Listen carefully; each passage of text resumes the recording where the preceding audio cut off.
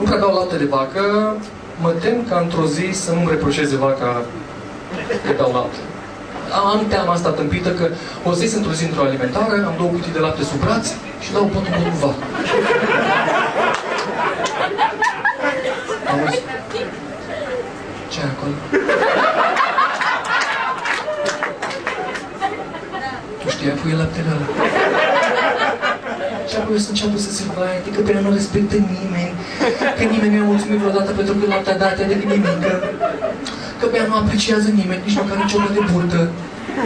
Dar de laudele îi primește bucătarul. Vai, ce ciorbă bună ai făcut, vai, cât de bine ai fiert-o, vai, și ține așa și tu...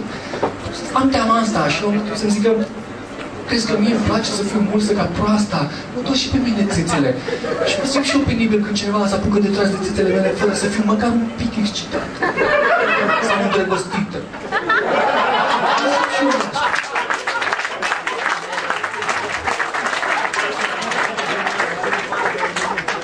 Și eu să zic, înțeleg.